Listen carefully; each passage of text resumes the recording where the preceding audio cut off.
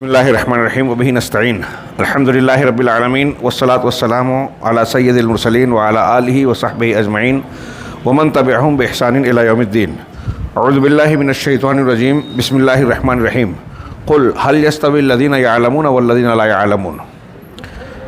صدر مجلس اور جمعیت اہل حدیث مالیگاؤں کے امیر محترم جناب اقبال احمد سر صاحب حفظہ اللہ، علماء کرام، معززین جمعیت و جماعت، ذمہ داران، بزرگان، میرے بھائیوں، بچوں اور بچیوں، اس وقت اجلاس کی درازی اتنی ہو چکی ہے کہ کچھ بھی کہنا مناسب معلوم نہیں ہوتا، لیکن سالانہ اجلاس ہے. انتہائی اختصار کے ساتھ دو ایک باتیں بچوں کے لیے اور دو ایک باتیں بڑوں کے لیے میں عرض کرنا چاہتا ہوں. یہ مدرسہ ابی بن کعب رضی اللہ تعالیٰ عنہ کے نام سے منسوب جمعیت اہل حدیث کا مقامی مدرسہ اور مکتب ہے. طلبہ کو معلوم ہونا چاہیے کہ جس شخصیت کے نام پر اس مدرسے کو منسوب کیا گیا وہ کون تھی. صحابی رسول تھے. صحابہ کرام میں ان کا شمار علماء میں ہوتا تھا، اور علماء میں اللہ کے نبی صلی اللہ علیہ وسلم سے ثابت ہے کہ چند صحابہ کو آپ نے کہا کہ اگر کوئی شخص قرآن سیکھنا چاہتا ہے تو وہ ان صحابہ کی طرف رجوع کرے. ان میں سے ایک ابی بن کعب رضی اللہ تعالیٰ عنہ، اور یہ شخصیت وہ تھی جن کے بارے میں بخاری مسلم کی حدیث ہم سنتے ہیں کہ اللہ تبارک و تعالیٰ نے ان کو بلا کر کہا کہ میں تم کو قرآن سنانا چاہتا ہوں. اللہ نے مجھے کہا ہے کہ میں تمہیں لم یکن الذین کفروا پڑھ کر سناؤں. تو حضرت ابی نے پوچھا کہ کیا اللہ تعالیٰ نے میرا نام لیا ہے؟ اللہ کے نبی صلی اللہ علیہ وسلم فرمایا ہاں. یہ سن کر حضرت ابی بن کعب رضی اللہ تعالیٰ عنہ رونے لگے. ان کی آنکھوں سے آنسو جاری ہو گیا. کیوں؟ کہ میرا نام اللہ نے لیا. ابھی آپ کو سند ملی تو خوشی ہو رہی ہے، انعام ملا تو خوشی ہو رہی ہے. ایک بندے کے لیے اس سے بڑھ کر خوشی کی بات کیا ہو سکتی ہے کہ اللہ تبارک و تعالیٰ اس کا ذکر کرے. اور یہاں سوچنے والی بات ہے کہ اللہ تعالیٰ نے ان کا ذکر کیوں کیا؟ اس لیے کیا کہ وہ قرآن کا علم رکھتے تھے. ابھی آپ نے حدیث سنی کہ سب سے بہترین شخص تم میں وہ ہے جو قرآن سیکھے اور سکھائے. یہ اللہ کا کلام ہے جو انسانوں کی ہدایت کے لیے اللہ نے اسپیشلی نازل کیا. لہٰذا سیدھی سادھی بات، لمبی چوڑی بات نہ کرتے ہوئے کہ دنیا میں علم سب سے اہمیت کی حامل چیز ہے، اور تمام علوم میں علوم کا مرکز، مصدر، بنیاد قرآن ہے. سب سے اہم علم قرآن ہے. وہ شخص انتہائی بدقسمت ہے جو قرآن نہیں جانتا، قرآن نہیں پڑھتا، قرآن سے دور ہے، قرآن کی تعلیم سے محروم ہے. اس سے بڑا بدقسمت کوئی ہے ہی نہیں. لہٰذا یہ قسمت کی بات ہے. طلبہ بچوں سے کہہ رہا ہوں کہ آپ اس مدرسے میں پڑھنے کا آپ کو اللہ نے موقع دیا. کسی کو تکمیل قرآن کی سند مل رہی ہے. ایک بچی نے ماشاءاللہ جو معلمہ ہیں حفظ کو مکمل کیا. قرآن کا پڑھنا مسلمانوں پر حق ہے. 5 قرآن کا پڑھنا، سمجھنا، عمل کرنا، پھر اسے دوسروں تک پہنچانا. ہاں، قرآن کو پڑھنا، اس میں غور و فکر کرنا، غور و فکر کرنا، سمجھنا، اس پر عمل کرنا، اور پھر دوسروں تک پہنچانا، یہ قرآن کے حقوق ہیں. لہذا یہ بچوں کے لیے بات ہے کہ آپ اسکول میں جاتے ہیں، بہت اچھی بات ہے. دنیا کی بہت ساری چیزیں سیکھتے ہیں، سیکھنا چاہیے، لیکن یہ جو مدرسے میں آپ نے سیکھا، یہاں ٹوٹے پھوٹے اور اچھے انداز میں کچھ بچوں اور بچیوں نے حدیثیں سنائی، قرآن کی تلاوت کی، نظمیں سنائی، اور اس کے علاوہ جو ہے تقاریر کی بہترین. یہ جو علم اور باتیں آپ نے تقریروں میں بیان کی ہیں، یہ آپ کی بنیاد ہے، جڑ ہے. یہ زندگی بھر آپ کے لیے مفید اور کام کی ہے. یہ طلبہ کے لیے بات ہوئی، اور ہم یہاں اس بات پر خوش ہو رہے ہیں، اور واقعی آج خوشی ہوتی ہے کہ ایک طالب علم عربی متن کے ساتھ، ترجمے کے ساتھ ہمیں حدیث سنائے. سوچئے جب ہمارے اسلاف میں کیا ماحول تھا، اقرأ بسم ربک الذی خلق، اور صحابہ اور تابعین سلف میں تعلیم کا جو ماحول بنایا گیا کیسا تھا. یہ جن بچوں کو ہم تکمیل قرآن کی سند دے رہے ہیں، اس عمر میں ہمارے اسلاف حافظ قرآن بنتے تھے، حافظ حدیث بنتے تھے. امام شافعی 7 سال کی عمر میں قرآن کے حافظ ہو گئے. آج کل کی طرح صرف رٹنے والے نہیں، بہت کچھ سمجھ کر یاد کرنے والے. پھر اس کے علاوہ امام بخاری کے بارے میں 10 سال اور 12 سال کی عمر میں 1 لاکھ حدیث کے حافظ ہو گئے. صرف قرآن نہیں، حدیثوں میں 1 لاکھ سے زیادہ. اپنے اساتذہ 12 سال 10 سال کی عمر میں واقعہ ہے، اپنے استاذ کی غلطی کو انہوں نے ٹوکا بولا، اور جب انہوں نے واپس جا کر اس کو چیک کیا انہیں لگا کہ میں یہ غلط کہہ رہا ہے، جب چیک کیا تو امام بخاری کی بات صحیح نکلی۔ ایسے 50 واقعات ہیں۔ امام یحییٰ جو سفر نہیں کر سکتے، چھوٹے سے بچے تھے، اندلس میں رہتے تھے، اندلس جس کو آج اسپین کہتے ہیں، اپنی والدہ سے کہتے ہیں کہ میں امام مالک سے جا کے حدیث پڑھنا چاہتا ہوں۔ ان کے علم کا شوق ذوق تھا، قرآن و حدیث کے سیکھنے کی اہمیت ان کی نظر میں تھی۔ بچپن میں ماحول ایسا تھا کہ بچوں کو بھی یہ احساس ہوتا تھا کہ قرآن حدیث سیکھنا چاہیے، تعلیم حاصل کرنا چاہیے، اور اس کے لیے ہمیں قربانی دینی چاہیے۔ ماں کا گھر چھوڑ کر دور خود سے جانے کی خواہش ظاہر کی۔ اس زمانے میں آج کی طرح اسباب ٹرانسپورٹ کے اور جانے آنے کے نہیں تھے۔ والدہ کہا کہ ٹھیک ہے انتظار کرتے ہیں۔ پانی کا جہاز جب ادھر عرب کی دنیا کی طرف آنے لگا تو جا کے مسافرین سے کہا کہ یہ میرا بچہ ہے، امام مالک کے پاس پڑھنے جانا چاہتا ہے، مدینہ جانا چاہتا ہے، آپ لوگ ذرا اپنی نگرانی میں اسے وہاں تک پہنچا دیں۔ لوگوں نے پہنچا دیا۔ انہی کا واقعہ ہے جو یہاں نصاب کی کتاب میں نقل کیا جاتا ہے، اور صحیح واقعہ ہے کہ درس چل رہا تھا، ہاتھی آ گیا، لوگ شور مچا کے ہاتھی دیکھنے چلے گئے، امام مالک کے طلبہ نے بھی اجازت لی اور چلے گئے۔ یحییٰ بیٹھے رہے، یحییٰ بن یحییٰ موطا امام مالک کے ایک معتبر راویوں میں سے ایک ہیں۔ تو ان سے پوچھا امام مالک نے کہ ہاتھی آپ کے ادھر ہوتا ہے کیا؟ کہا نہیں۔ تو کہا آپ کیوں نہیں گئے دیکھنے؟ کہا میں اتنی دور سے آپ کے پاس اللہ کے رسول صلی اللہ علیہ وسلم کی حدیثیں، قرآن اور حدیث پڑھنے آیا ہوں، ہاتھی دیکھنے نہیں آیا۔ یہ پرانے زمانے کے اس ماحول کی میں تھوڑی سی جھلک پیش کر رہا ہوں بچوں کے لیے۔ بڑوں کے لیے ایک بات کہ آج ہمارے اوپر کئی درجے کی ذمہ داریاں ہیں۔ سب سے اہم ذمہ داری علم کے ساتھ تربیت کی ہے، تعلیم کے ساتھ تربیت کی ہے، اور تعلیم کی اہمیت، افادیت، فضیلت، فوائد پر ہم بہت تقریریں کرتے سنتے سناتے ہیں، لیکن پریکٹیکل لائف میں جب ہم تعلیم اور علم کی مقصدیت کو سامنے رکھ کر کہ قرآن و حدیث میں یا انسانی اعتبار سے علم کا مقصد کیا ہے، اس کے نتائج کیا ہونا چاہیے، اس معیار پر جب ہم جائزہ لیتے ہیں تو ہمیں ایسا لگتا ہے کہ تعلیم کا صرف نام ہے، دکھاوا ہے، اس کا حقیقت میں تعلیم ہے وہ نہیں۔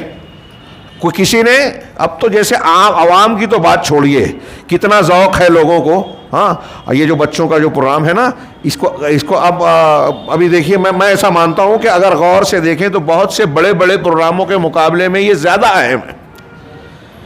اگر ہم علم کی تعلیم کی اور موجودہ ماحول میں اس کی اہمیت کو سمجھیں تو یہ اہم ہے، لیکن ہمارے یہاں میں ایسا مانتا ہوں کہ اللہ کے رسول صلی اللہ علیہ وسلم کا جو فرمان ہے کہ قیامت کی نشانیوں میں سے ایک نشانی ہے کہ علم اٹھا لیا جائے گا اور جہالت عام ہو جائے گی۔ قیامت کی نشانی، یہ ایک حدیث ہے بخاری مسلم کی۔ ایک دوسری حدیث جو امام عبداللہ ابن مبارک، امام لالکائی وغیرہ نے نقل کیا، اور علامہ البانی نے صحیح کہا ہے کہ قیامت کی نشانی یہ ہے کہ علم کو چھوٹے لوگوں کے پاس تلاش کیا جائے گا۔ چھوٹے لوگوں کی تشریح اہل بدعت سے بھی کی گئی ہے، اور ایسے لوگ جو ناتجربہ کار ہیں، ناپختہ کار ہیں، ان سے علم حاصل کرنا، جانتے نہیں ہیں، ان کو لائک کر رہے ہیں، اہل علم پر تنقید کر رہے ہیں، ان کو لائک کر رہے ہیں۔ تو ہمارے ہاں علم اور اہل علم کی اہمیت، افادیت اور شعور آج ختم ہوتا جا رہا ہے، مٹتا جا رہا ہے، اور اس کے مظاہر اور اس کے نتائج کیا ہو رہے ہیں؟ علم کا اٹھا لیا جانا، علماء کی قلت۔ جو اہل نظر علماء ہیں، فقہی استنباط اور شریعت کے اندر گہری نگاہ رکھتے ہیں، ایسے علماء آج بہت کم ہیں، اور ہیں بھی تو ان کی قدر نہیں ہے، علم کی قدر نہیں ہے۔ ہمارے یہاں آپ مظاہرہ کر سکتے ہیں کہ شوق پورا کرنے کے لیے گھنٹوں بیٹھنے والے ٹی وی کے سامنے موبائل کے ساتھ، اگر تقریر اور پروگرام میں درس قرآن، درس حدیث میں تھوڑی تاخیر ہو جائے تو انہیں گرا معلوم ہوتا ہے۔ ان مجلسوں میں کتنے لوگ رہتے ہیں آپ اندازہ لگائیں، اور شوق اور دنیا کے دوسرے امور میں کتنے لوگ رہتے ہیں اس کا اندازہ لگائیں۔ میں اس تناظر میں کہہ رہا ہوں کہ غور کرنے کی بات ہے کہ علم کی اہمیت و افادیت کتنی آج بڑھ گئی ہے، اور لوگوں کے ذہن میں کتنی گھٹ گئی ہے کہ عوام تو یہ بے ذوقی کا، بد ذوقی کا شکار ہے ہی۔ خواص میں بھی ہم دیکھتے ہیں کہ ادارے، جانے دیجئے دوسرے مقامات جہاں تعلیم کا دور دورہ ہے، نام لیا جاتا ہے، اسٹیج سے فضیلت بیان کی جاتی ہے، وہاں تعلیم تجارت بن گئی ہے، ڈگری کی دکانیں کھل گئی ہیں، کالج، اسکول، مدرسے، کہیں تعلیم کا ذوق نہیں ہے، مقصدیت اور اخلاص نظر نہیں آتا، الا ماشاء اللہ، ختم میں یہ نہیں کہتا، لیکن قلت ہے، اور اس کے مظاہر ہم کو عمل کی شکل میں جو ہم پریکٹیکل لائف میں دیکھتے ہیں نظر آتے ہیں۔ اس کے بالمقابل ایک طرف ہمارے یہاں علم بحران کا شکار ہے، تعلیم ہے تربیت نہیں ہے، انفارمیشن صرف معلومات ہو جانا علم نہیں ہے۔ قرآن کے معیار کے مطابق تعلیم یا علم والا کون ہے؟ انما یخشی اللہ من عبادہ العلماء، اللہ سے وہی بندے ڈرتے ہیں جو جتنا علم رکھتے ہیں۔ جو جتنا علم رکھے گا اتنا ڈرے گا، اس کا مطلب جو جتنا اللہ سے نہیں ڈرے گا وہ اتنا بے علم ہے۔ اب اس معیار پہ دیکھیے تو آج ہمارے سماج میں علم والے کتنے ہیں؟ ہاں، اللہ رب العالمین نے علماء کو اٹھا لیا، علم کم ہو گیا، جہالت عام ہے۔ اب جہالت کے عام ہونے کی شکلیں، کاش وقت ہوتا تو میں اس میں کچھ تفصیل سے بات کرنا چاہتا تھا، صرف اشارہ کروں کہ آپ دیکھیے کہ آج الحاد، بے دینی، گمراہی، انحراف، بد مذہبی، بد منہجیت یہ عام سے عام ہوتی چلی گئی۔ ابھی حافظ ابو التواب تذکرہ کر رہے تھے کہ ہمارے ہاں کچھ ایسے مکاتب اور مدارس ہیں کہ وہاں غیر منہجی چیزیں پڑھائی جاتی ہیں۔ ایک طرف کچھ اٹریکشن ہے کہ قرآن تجوید اچھا ہے، لیکن وہاں دوسری طرف بدعتی دعائیں یاد کرائی جا رہی ہیں، آداب زندگی میں غلط عقیدے بتائے جا رہے ہیں، اہل تصوف کے عقیدے بتائے جا رہے ہیں۔ ہمارے یہاں اس کی کوئی پرواہ نہیں ہے۔ ہمارے یہاں سرپرست حضرات اس پر توجہ نہیں دیتے، یہ پارٹ ٹائم جاب ہو گیا، یعنی اگر مدرسہ گیا بچہ گیا نہیں گیا کوئی بات نہیں، اہتمام ہوگا ان اسکولوں اور کالجوں کے لیے جہاں وہ ڈگری ملتی ہے جس سے دنیا کمائی جا سکے، اس کے لیے بھاری فیس دیں گے، اس کے لیے وقت دیں گے، اس کے لیے وہ سرپرستوں کی ضرورت پڑی تو پیرنٹس میٹنگ میں جا کے اپنے بچوں کا جائزہ لیں گے۔ اس کے لیے ہم کہیں گے کوئی بات نہیں، گیا نہیں گیا بچہ۔ یہ ہمارے نزدیک میں ایسا مانتا ہوں کہ بے ذوقی نہیں بد ذوقی ہے، یہ قرآن و حدیث کے علم کی ناقدری ہے۔ اور میں یہ کہنا چاہ رہا ہوں والدین سے، بچوں سے، بڑوں سے، ذمہ داروں سے کہ آج کے ماحول میں ہم دیکھیں کہ جہاں ہماری تربیت کی ذمہ داری ہے نا، تعلیم و تربیت کا دائرہ سمٹتا جا رہا ہے، محدود سے محدود تر ہوتا جا رہا ہے۔ آپ فلمیں ہیں، ٹی وی ہے، موبائل ہے، غلط ماحول ہے، دنیا داری کا ماحول، یہ جدید چیزیں جو ہمارے بچوں کو اٹریکٹ کرتی ہیں۔ چھوٹا بچہ ضد کر کے موبائل لیتا ہے، بہت کوشش کر کے بھی آدمی جو ہے اس کو نہیں بچا سکتا۔ ہاں، قرآن سننے کے لیے تیار نہیں اور ہم سنانے کا ماحول نہیں پیش کرتے، لیکن موبائل برابر دیکھے گا، گیم برابر کھیلتا ہے۔ ایسے میں آپ سوچئے کہ آج بچوں کی تربیت کتنی مشکل ہو گئی ہے۔ اور یہ جو مدرسے چل رہے ہیں نا، چھوٹے مکتب، آج کے بچوں نے جو حدیثیں سنائی، قرآن کی آیت سنائی، یہ کوئی معمولی بات نہیں ہے۔ اس ماحول میں جب بچے گانے سن رہے ہیں، موبائل سے لگے ہوئے ہیں، ان کو ایسی چیزیں سکھائی جا رہی ہیں ٹی وی کے ذریعے سے اور دوسرے ذریعے سے جو ان کو دین سے دور کر رہے ہیں، جو ان کی بچپن کو ہی تباہ و برباد کر رہے ہیں، اور ان کو الحاد، بے دینی، شبہات اور شہوات کے فتنوں کے راستے پر لے جا رہے ہیں۔ ہر طرف سے یہ الغار ہے، خاص طور سے مسلمانوں کی اگلی نسل ٹارگٹ ہے۔ ہر معاملے میں نصاب تعلیم میں ہم کو دین سے دور کرنے کی کوشش کی جا رہی ہے، میڈیا سے وہی کوشش ہو رہی ہے۔ ہمارے ارد گرد اور درمیان میں ایسے لوگوں کو دین کا داعی بنا کر پیش کیا گیا جو منحرف فکر پیش کرتے ہیں، علماء پر تنقید کرتے ہیں، قرآن و حدیث میں کیڑے نکالتے ہیں۔ ایسے میں جب ہمارے بچے کو یہ یقین ہو، ایک بچی نے تقریر کی، بچے نے نظم پڑھی کہ ہم کیسے مسلمان ہیں، دنیا کی ہمیں فکر ہے، عقبہ کا نہیں دھیان، اور بچی نے تقریر کی کہ رسول اللہ صلی اللہ علیہ وسلم کی شخصیت کے سامنے سیرت کو اختیار کریں، اس کے بالمقابل اگر ہم اس کو چھوڑتے ہیں تو الحاد ہے، بے دینی ہے، اللہ تبارک و تعالیٰ کے عذاب اور ناراضگی کو دعوت دینے کا ہم خود اعلان کر رہے ہیں۔ یہ تعلیم جو بچے یہاں پیش کر رہے ہیں، جو پیش کیا، اس کی آج بہت شدید ضرورت ہے، اور خاص طور سے جدید ماحول میں۔ میں کوئی اور باتیں کہنا تھی لیکن نہ کہتے ہوئے صرف پھر سے اپنی بات کو دہراؤں کہ یہ جو مدرسہ ہے اس کی قدر کیجئے، اہمیت اس کی سمجھیے۔ اس میں ایک تو یہ کہ جو غیر اسلامی دنیا سے ہمارے لیے ٹارگٹ کیا گیا، ہم کو خبر نہیں ہے، یہود، نصارہ، ہنود پریوار جو مختلف قسم کا مسلم دشمن پریوار جو کام کر رہے ہیں، وہ کہاں کہاں سے ہمارے بچوں کو اور ہماری نوجوانوں کو نشانہ بنا رہے ہیں، ہم سوچتے بھی نہیں ہیں۔ ہاں، ہمارا اندازہ بھی نہیں ہے۔ مارکیٹ میں جائیں تو ایسے لباس اور ایسی چیزیں بیچ رہے ہیں جو ہمارے بچوں کے دماغ میں غلط فکر کو ڈالے۔ اور اس تناظر میں جب ہم دین کی بات کرتے ہیں، توحید کی بات کرتے ہیں، عقیدے کی بات کرتے ہیں، تو لوگوں کو لگتا ہے کہ بلا وجہ کہ یہ مولویت جھاڑ رہے ہیں۔ کیا آج کا دور کہاں جا رہا ہے اور یہ کون سی بات کر رہے ہیں؟ تو آج کا دور جہاں جا رہا ہے، اس دور میں کیا شرک، بدعت، خرافات اور اللہ اور اس کے دین کی انحرافات کو قبول کر لیا جائے، گلے لگا لیا جائے، قرآن حدیث کی تعلیمات کو پس پوش ڈال دیا جائے، قرآن کو غیر اہم قرار دے دیا جائے؟ قیامت تک کے لیے ہماری فلاح اور نجات کا راستہ یہی قرآن و حدیث ہے، توحید کا راستہ ہے، اور یہ سبق ہم کو اسی عمر میں پڑھانا ہے۔ ہمارے بچے اس عمر میں، یعنی جو آج ہم دیکھ رہے ہیں نا کہ ماں باپ کے نافرمان بچے بن رہے ہیں، لڑکیاں مرتد ہو رہی ہیں، ہاں یہ کیوں ہو رہی ہے؟ اس مدرسے کی قیمت ہم نے نہیں جانی، اس عمر میں ہم نے بچوں کی تربیت نہیں کی، اور آپ کا اگر تربیت گھر میں نہیں کر پا رہے ہیں تو آپ کی ایک کمی یہ مدرسہ پورا کر رہا ہے۔ اس لیے میں ایسا کہنا چاہتا ہوں، بڑوں کو یہ پیغام دینا چاہتا ہوں کہ اپنے بچوں کے لیے مدرسہ ڈھونڈیے، کون سا؟ جہاں صحیح تعلیم دو، جو ان کی جڑ بنیاد اور ابتدائی مرحلے میں یہ جو بچپن کا یہ جو حصہ ہے نا، اس عمر میں آپ جو ان کی فیڈنگ کرتے ہیں نا، زندگی بھر اس کے اثرات رہتے ہیں، زندگی بھر۔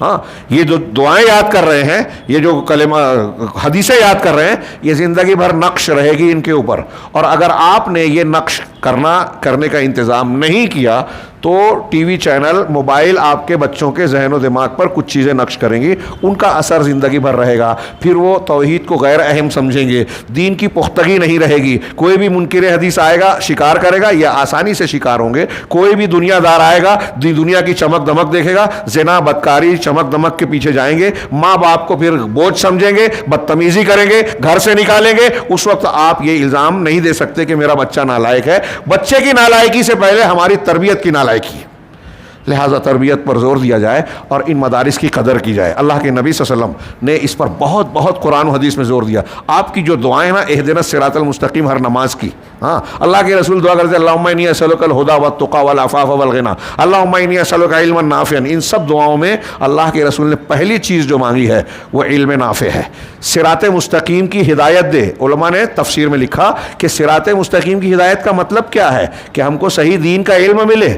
اب آپ صوفیت سکھانے والے مدرسے میں بچے کو بھیجیں گے تو وہاں صراط مستقیم وہ نہیں سکھا رہے ہیں، کچھ اور سکھا رہے ہیں، لہذا آپ کو یہ بھی انتخاب کرنا ہے کہ ہمارے بچے کا استاد صحیح ہو، مدرسہ صحیح ہو، صحیح منہج سکھائے، اور سکھانا ضروری بھی ہے۔ اگر نہیں ہے مدرسہ تو پیسہ خرچ کر کے گھر میں ٹیوشن دیجئے، مولوی کو رکھیے، عالم کو رکھیے، جتنا ہو سکتا ہے۔ اس سلسلے میں ہمارے یہاں میں اکثر کہتا ہوں، مالیگاؤں میں بہت کم ذوقی اور بے ذوقی پاتا ہوں، دیکھتا ہوں۔ آپ بڑے شہروں میں جائیے، دوسرے شہروں میں ہمیں جو لوگ نظر آتے ہیں نا، بعض مسلمان، ان کے یہاں اتنی بیداری نظر آتی ہے کہ اگر دینی تعلیم کا انتظام نہیں ہے تو باقاعدہ اس کے لیے ایک بجٹ متعین کرتے ہیں کہ ایک عالم کو اچھی خاصی تنخواہ دے کے ہم گھر میں بلائیں گے اور اپنے بچوں کو دین کی بنیادی تعلیم دلوائیں گے، اس لیے کہ اسکول کالجوں میں آج الہاد، بے دینی اور دین سے دوری کا مزاج دیا جاتا ہے۔ اگر ہم نے یہاں اس کا خیال نہیں کیا تو ہمارا بچہ گمراہ ہو سکتا ہے، دنیا کمال آخرت تباہ ہو جائے گی اور پھر کوئی فائدہ نہیں ہے۔ لہٰذا اس کو سامنے رکھیں کہ اللہ تعالیٰ